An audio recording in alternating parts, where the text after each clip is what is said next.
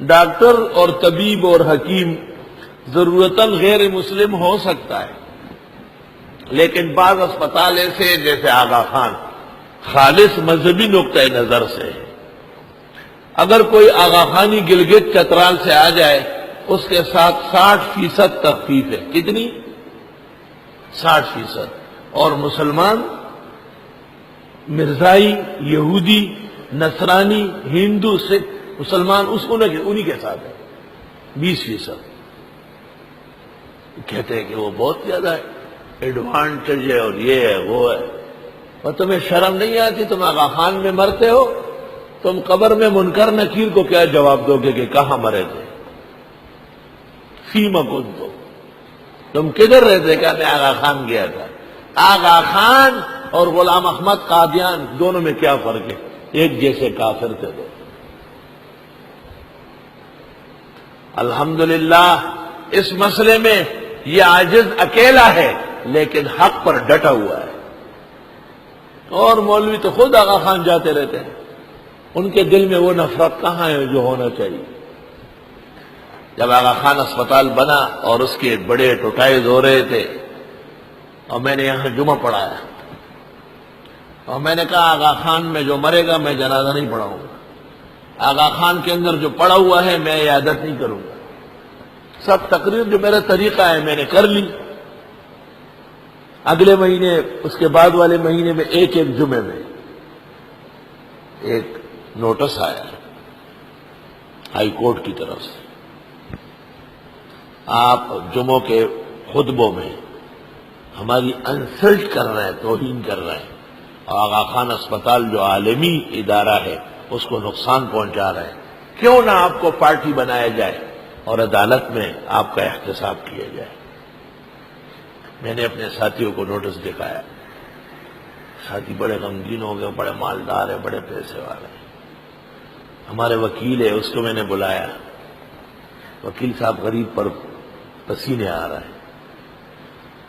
میں نے کہا کیا ہونا چاہیے؟ کہ سوچ رہا ہوں بہت خطرناک نوٹس سچ۔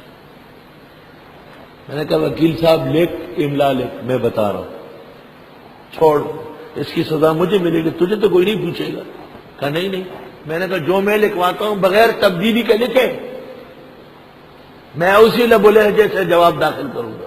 میں نے لکھا آپ کا نوٹس مجھے ملا، مجھے خوشی ہوئی کہ میرے ممبر اور محراب کا پیغام آپ تک پہنچ چکا ہے۔ مجھے اللہ کے دربار عالی سے استدعا ہے کہ آپ اور آپ جیسے بہت سارے لوگوں کو اب بھی ایمان نصیب فرمائے اور آغا خانیت کے کفر سے توبے کی توفیق عطا فرمائے۔ میں اپنے اس پیغام کے ذریعے دنیا بھر کے آغا خانیوں کو آغا خانیت سے ہٹ کر محمد عربی صلی اللہ علیہ وسلم کی عالمی نبوت اور ختم نبوت پر ایمان کی دعوت دیتا ہوں۔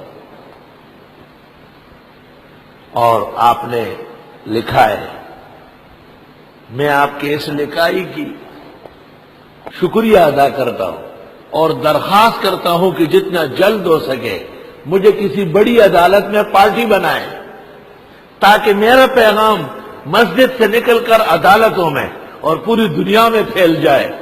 ایسے موقع پر میں آپ کو شکریہ آپ کا ادا کروں گا کہ آپ مجھے بغیر تاخیر کے بجائے ہائی کورٹ کے سپریم کورٹ میں اور پھر یہاں سے ہٹ کر عالمی عدالت میں پارٹی بنائے تاکہ مسلمانان عالم کو میرے عقیدے کا پتہ چل جائے۔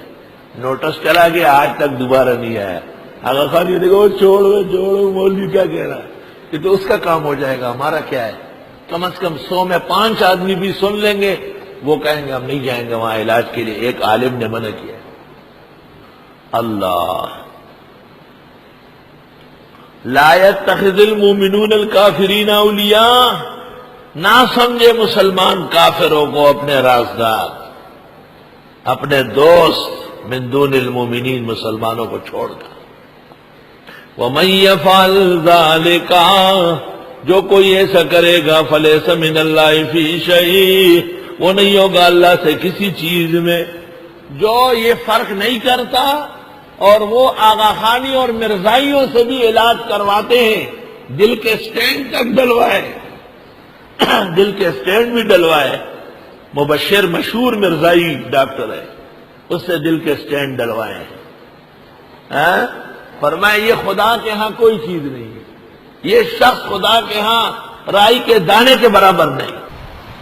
کیونکہ میں لوگوں کو کہتا ہوں کہ تم نے کسی کو آغا خان اسپتال سے زندہ نکلتے ہوئے دیکھا ہے؟